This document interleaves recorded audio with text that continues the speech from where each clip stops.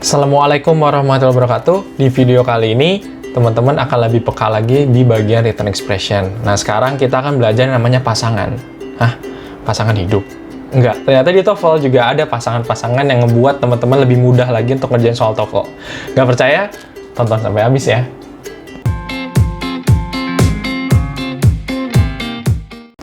How are you guys? I'm fine, thank you. And you? Yes.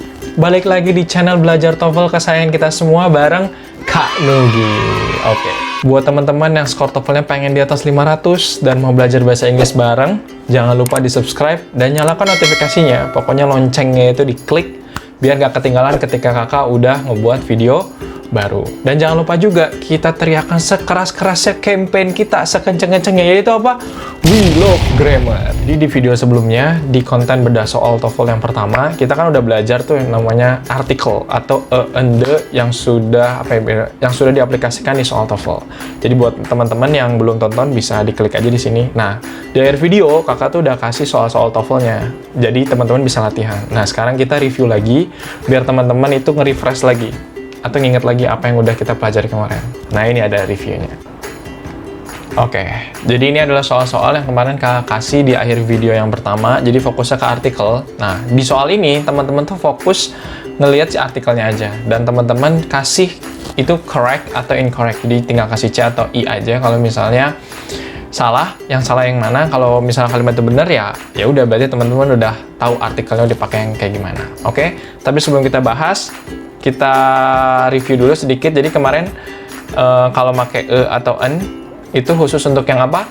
Untuk yang countable dan juga singular. Ini wajib ya teman-teman.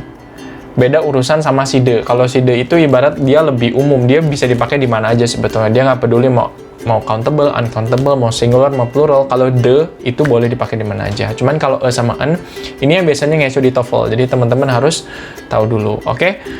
Nah, selain itu juga si e sama si an ini, ingat ya, makanya kalau e itu untuk konsonan, tapi bukan hurufnya aja, tapi si suaranya juga. Kalau si an untuk yang vowel atau huruf vokal.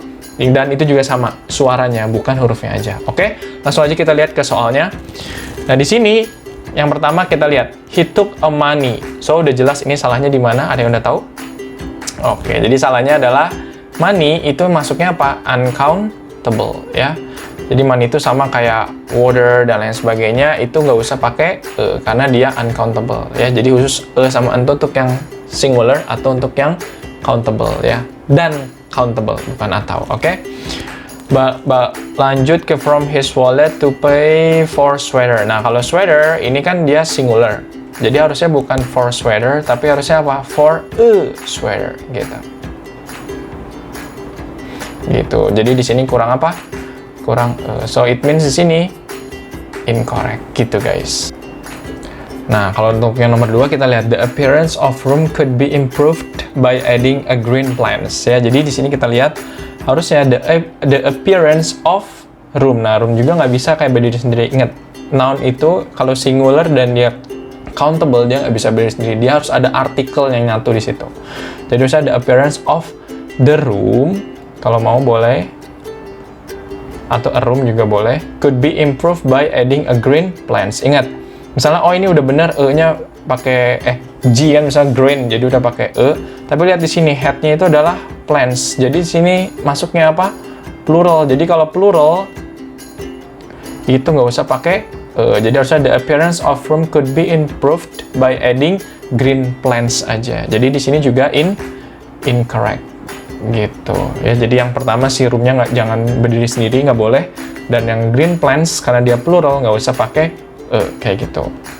Nah, kalau nomor 3, the notebook that he left had an important assignment in it, katanya gitu ya. Jadi yang ini kita fokus ke artikel aja. Di sini pakainya an, correct karena dia ngelihatnya i, ya kan, important. Nah, di sini juga kan ngomongnya assignment. Nah, assignment juga itu adalah singular dan dia countable. So, it means nomor 3 itu nggak ada yang salah. So, nomor 3 itu correct. Gitu.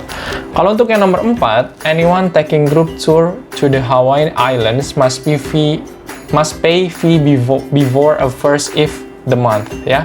Jadi, sini harusnya anyone taking a group tour, gitu. a group tour to the Hawaii Islands must pay a fee, harusnya, before the first of the month. Ini harusnya bukan if, the first of the month gitu. Jadi yang salah pertama, anyone taking a group tour harusnya. Terus yang kedua, must pay a fee. Dan yang terakhir adalah the first of the month. So jadi ini incorrect gitu. Kalau yang terakhir, the car need gas. Betul, gas itu dia uncountable ya.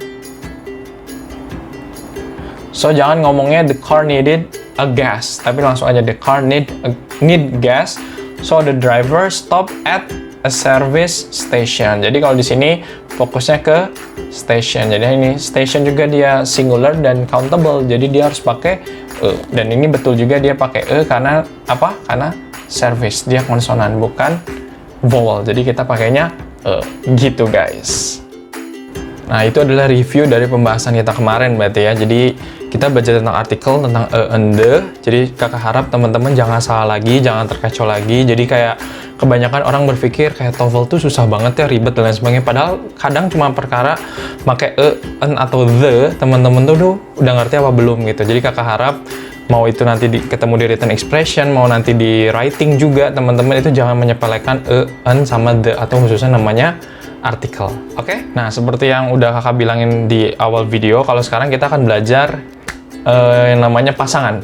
Serius, pasangan teman-teman. Jadi, kalau orang berpikir kayak harus dibaca satu kalimat, padahal ada di TOEFL itu, kita tuh kayak cuma ngecek pasangannya udah bener apa belum. Dan itu tuh kayak sayang banget kalau teman-teman salah, soalnya itu gampang banget gitu untuk identifikasinya. Nah, tapi sebelum kita lihat ke pasangan yang seperti apa, di sini kita nggak ngomongin tesis dulu ya, karena kalau tesis nanti kita di video yang berbeda. Jadi pure di sini kayak pasangan aja biar teman-teman cepet ngerjainnya tanpa harus baca seluruh kalimatnya dulu kayak gimana gitu. Langsung aja kita bahas pasangan yang pertama. Yang pertama itu adalah kalau noun-nya singular atau head-nya singular atau subject-nya singular apapun itu, verb-nya harus ditambahin s atau is.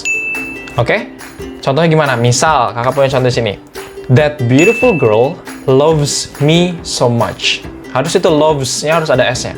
Atau misalnya, my sister drinks coffee every day, for example, kayak gitu. Dan itu tuh wajib, teman-teman. Jadi kalau misalnya verb-nya digaris bawahin, langsung dicek pasangannya. Udah bener belum noun-nya itu singular yang dijelasin dan lain sebagainya. Begitu pun sebaliknya. Kalau noun-nya singular, udah bener belum verb-nya ditambahin S atau is. Itu penting banget.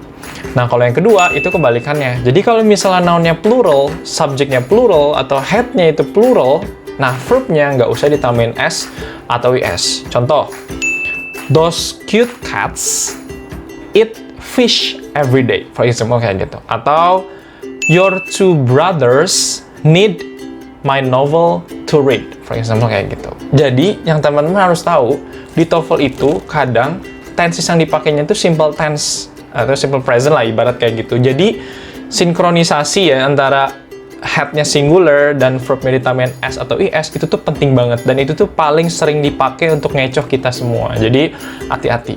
Oke? Itu yang pertama. Nah, jadi itu yang pertama. Jadi harus sinkron intinya, dan itu terus teman-teman harus biasain. Cuma perkara singular plural itu harus sudah biasa ditambahin s atau enggak. Karena kalau enggak ya susah misalnya ke depannya kayak gitu.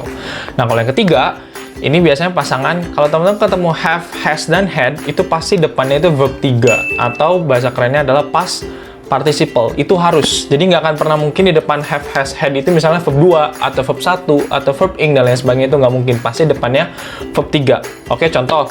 I have eaten bakso. Selalu kayak gitu.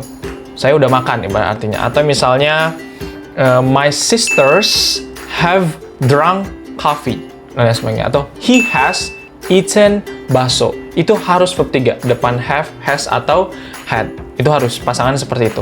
Kalau yang kedua, kalau yang keempat, itu adalah kalau teman-teman ketemu models itu kayak apa sih? Kayak can, could, should, will, would, dan lain sebagainya.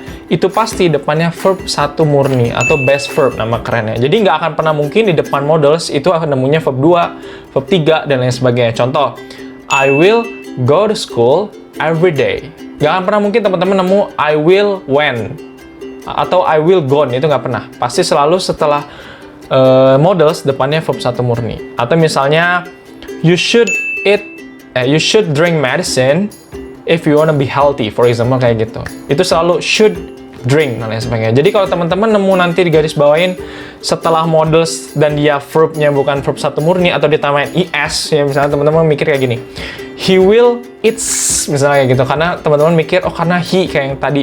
Enggak. Kalau models pasti depannya verb satu murni atau best verb. Jadi itu hati-hati banget, oke? Nah, kalau yang kelima, nah siapa nih ya teman-teman yang di sini yang hobi banget pakai to be. Nah, ini hati-hati juga, to be itu ada aturan ya teman-teman, nggak cuma asal tiba-tiba nyempilin to be dan lain sebagainya. Jadi kalau di sini pasangannya to be itu pasti depannya verb ing, itu pasti ya. Atau depannya verb 3. Udah pilihan itu doang. Karena artinya berbeda, teman-teman. Kalau to be depannya verb ing, itu teman-teman bacanya aktif. Kalau to be depannya verb 3, itu bacanya pasif. Jadi itu bedanya di meaning aja. Nah, di sini fokusnya, kalau teman-teman nemu to be depannya verb 2, atau to be depannya verb 1, itu udah pasti salah. Intinya kayak gitu. Jadi pasangannya harus tahu dulu. Nah, tinggal artinya nanti dicocokin. Bener nggak lagi jadi aktifnya, atau lagi jadi pasifnya. Contoh, he is eating bakso right now, for example. Is eating, berarti aktif ya, dia sedang makan. Atau misalnya, you are drinking tea, for example, ya berarti depan to be-nya benar, yang pasti pasangannya itu dulu udah benar. Jadi kalau nggak depan to be-nya verb ing, berarti betul. Dan aktif kalau dia verb ing, kan. Kalau misalnya yang pasif, misalnya kayak gini, bakso is eaten by me, berarti di situ artinya bakso sedang dimakan oleh saya, karena kan pasif, karena depan to be-nya dia verb 3. Kalau teman-teman misalnya makanya gini, bakso is eating, for example, kayak gitu. Ya secara pasangan dia betul, karena depan to be itu dia verb ing, betul kan? Tapi kan secara meaning, masa bakso sedang makan itu? Padahal harusnya bakso sedang dimakan, makanya harus pakai verb 3. Nah kalau misalnya, my books are taken by my brother, for example, ya betul. Jadi itu depannya to be, depannya verb 3, dan dia dibacanya pasif. Misalnya, buku itu lagi dipinjam atau lagi diambil oleh saudara laki-lakinya, misalnya kayak gitu. Jadi hati-hati banget, to be itu pokoknya depannya kalau nggak verb ing, yaitu verb 3. Tinggal teman-teman sinkronin aja. Di situ meaningnya lagi jadi aktifnya atau lagi jadi pasifnya yang masuk di konteks kalimat tersebut gitu. Nah, mungkin kalau untuk yang to be itu aturannya nggak saklek kayak yang sebelum-sebelumnya ya. Kalau yang sebelumnya kan ibarat ketemu models ya harus verb 1 murni, nggak bisa enggak. Ketemu have has had harus verb 3, nggak mungkin enggak gitu, nggak boleh. Atau misalnya yang singular harus verb ditambahin s atau es, atau plural nggak usah, itu kan saklek. Cuman kalau to be kan bisa verb ing atau verb 3 tergantung dari si situasinya atau meaningnya yang masuk yang mana. Cuman maksud kakak di sini, teman-teman kalau nemu misalnya ada gini, he is eat bakso, ya nggak ada teman-teman. Maksudnya pasangan tuh nggak ada yang kayak gitu.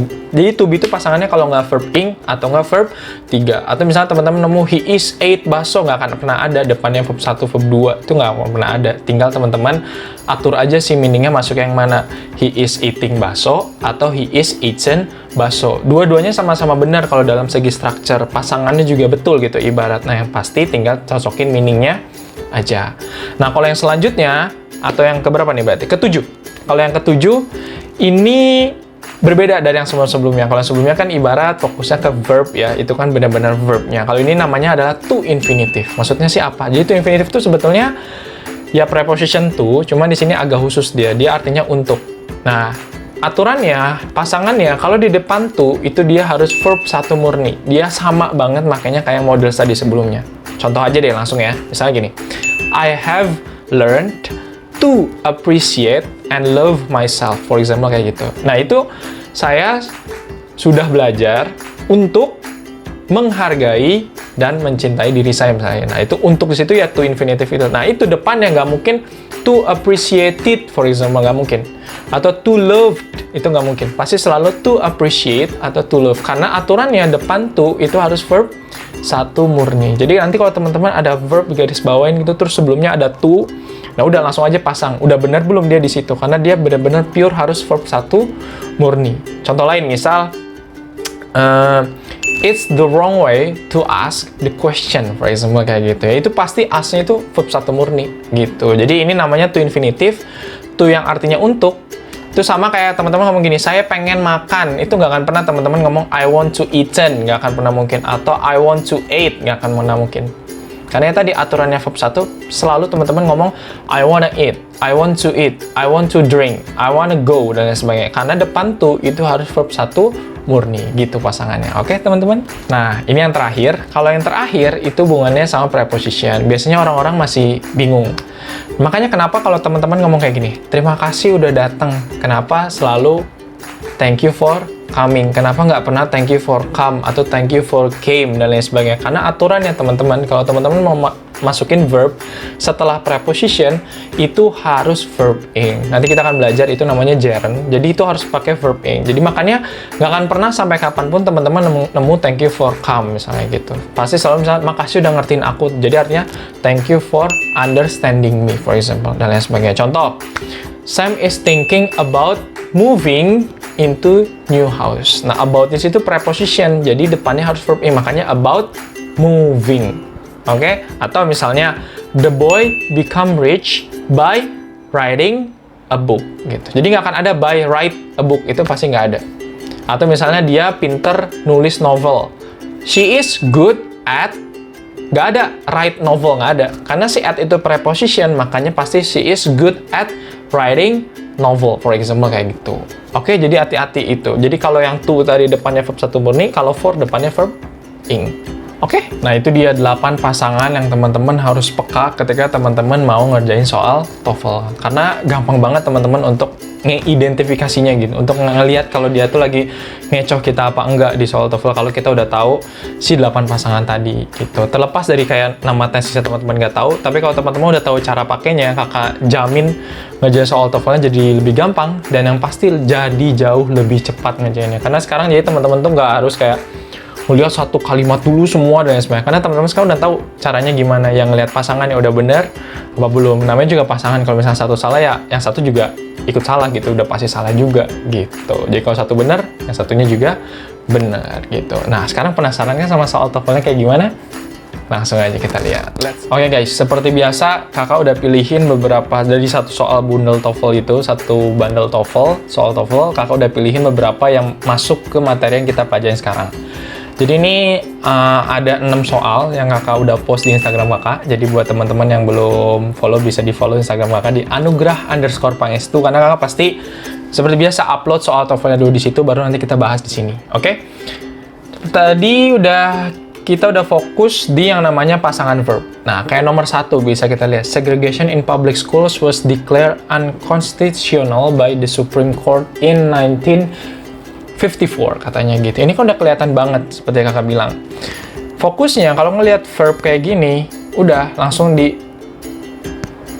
lihat pasangannya. Ini kan apa? Tadi udah bilang ini adalah to be. To be pilihannya itu cuma 2 depannya. Kalau nggak verb ing-nya, gitu apa verb 3.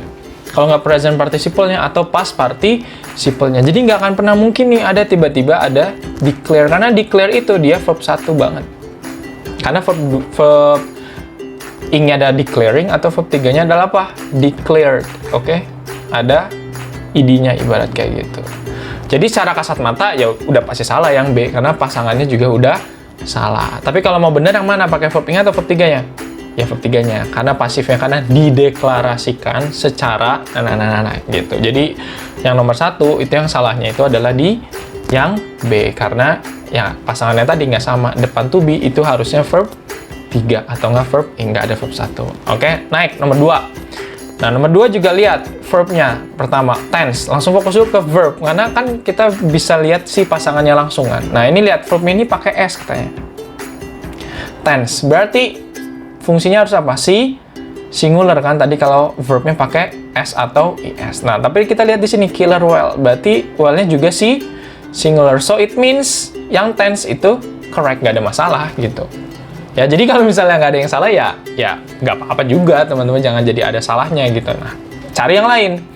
Nah, di sini kita nemu ada to wondering katanya. Nah, to di sini sebetulnya adalah to infinitive yang tadi kita udah bilang itu. So harusnya depannya nggak ada ing-nya, harusnya to wonder kayak gitu.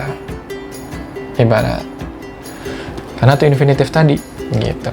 Jadi sayang banget kan kalau salah gitu ibarat, karena cuman perkara ya pasangan tinggal lihat si belakangnya aja gitu, udah sinkron atau belum, udah sama pasangannya apa belum dan lain sebagainya. Kalau salah ya udah salah karena written expression tuh perkara, nyari yang salahnya aja kan, gitu. Nah, kalau nomor 3, ini juga kelihatan banget. United States has, ingat depan apa tadi?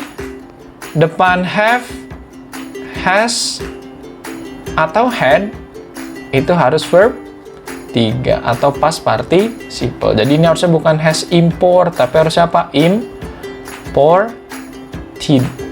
Gitu guys. Oke, next ke pertanyaan selanjutnya. Ini kayak nomor 4. Ini kan sebetulnya sayang banget kalau teman-teman salah gitu kan, cuma perkara nggak tahu pasangannya aja. Kayak ini lihat, yang nomor 4 yang B, travels ya. Ya udah, yang paling gampang diidentifikasi itu kalau dia verbnya kan, travels. Nah, kita lihat sebelumnya itu apa ini? Models kan. Models tuh kayak can, could, should, dan lain sebagainya. Nanti kakak bahas itu. Depannya itu harus apa? Verb 1 murni atau base verb, nggak boleh tambahin s atau is, walaupun misalnya teman-teman ngeliat, oh ini travelsnya ngelihatnya light, misalnya lightnya kan singular dan lain sebagainya, nggak ada urusan. Pokoknya kalau sebelumnya models, itu hukumnya wajib depannya harus verb 1 murni. Jadi harusnya ini light can travel, nggak usah ada s-nya, jadi harusnya travel aja gitu. Jadi nomor 4 yang salah yang B.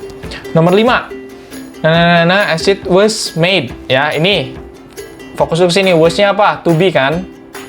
Berarti depannya plus verb 3, dia made kan? Dari kata make, made, for example kayak gitu. Nah, ini udah benar apa belum? Ya udah benar secara pasangan. Cara meaning udah benar juga. Dibuat, kan dia ngomong gitu kan? Hydrochloric acid dibuat. Nah, berarti itu udah betul. Pasangannya juga udah sinkron. Langsung next ke yang lain. Nah, di sini lihat ada heat. By heat. Tapi di sini sebelumnya apa ini? Namanya preposition kan? Ingat tadi, sama halnya kayak yang apa? Thank you for coming, dan lain sebagainya. Ini juga sama, jadi harusnya bukan by heat, tapi harusnya apa? By hearing, kayak gitu. Harusnya pakai verb ing-nya. Jadi yang salah adalah yang C. Untuk nomor 6 yang terakhir, ini juga langsung aja kita lihat. Ini kita punya verbnya, nggak pakai S. Ya, berarti harusnya head-nya itu plural atau subjeknya plural. Di sini kita ada apa?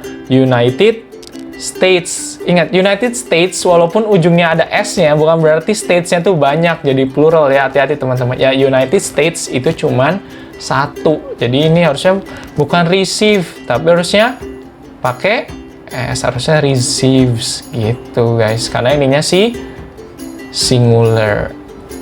Karena ngomongin United States gitu. Gimana? Udah lihat soalnya? Udah kebayang kan? Gimana gampangnya teman-teman cukup tahu pasangan tadi aja untuk ngerjainnya, nggak harus baca sih satu kalimat full gitu. Jadi tadi apa aja untuk pasangan kita review dikit.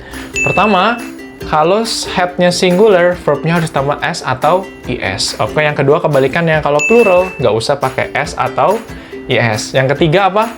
Kalau nemu have, has, had, itu depannya harus verb 3 atau past participle. Kalau ketemu apa lagi? Models, depannya harus verb ing, itu keempat. Kalau yang kelima, ini urusannya to be ya. Jadi to be itu depannya kalau nggak verb ing, ya verb 3. Hati-hati itu ya. Yang ketujuh itu adalah to infinitive, depannya harus verb 1 murni, dan yang terakhir adalah preposition, depannya harus verb ing. Itu namanya gerund sih, tapi intinya itu akan kayak gitu terus pasangannya gitu. Jadi jangan sampai salah. Pokoknya selalu perhatiin itu kalau lagi digaris bawahin, khususnya verb ya. Jadi teman-teman harus lihat si pasangannya seperti apa, karena gampang banget identifikasinya. Sayang kalau teman-teman sampai salah. Nanti urusan tenses kita bahas belakangan. Nanti kakak juga akan buat review untuk semua tenses itu kayak gimana ya, yang penting-pentingnya itu yang kayak gimana dan lain sebagainya. Itu nanti ya. Untuk sekarang cukup untuk TOEFL, pasangannya gimana dan gimana caranya biar bisa ngerjain soal TOEFL itu lebih cepat dan benar juga. Oke? Kakak selalu ingat salah satu pepatah dari Chinese proverb, katanya gini, a man who asks is a fool for 5 minutes. A man who never asks is a fool for life. Jadi buat teman-teman, kalau misalnya ada kritik, saran, atau misalnya ada pertanyaan apa, masih bingung di mana, jangan sungkan, langsung aja tulis di kolom komentar. Kakak pasti bales, insya Allah, kayak gitu ya.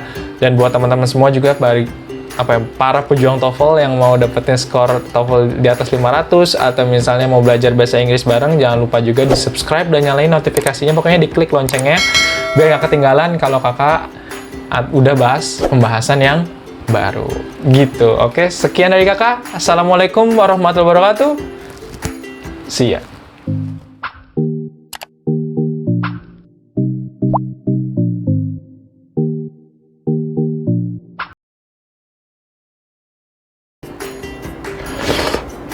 Ya, jadi di konten...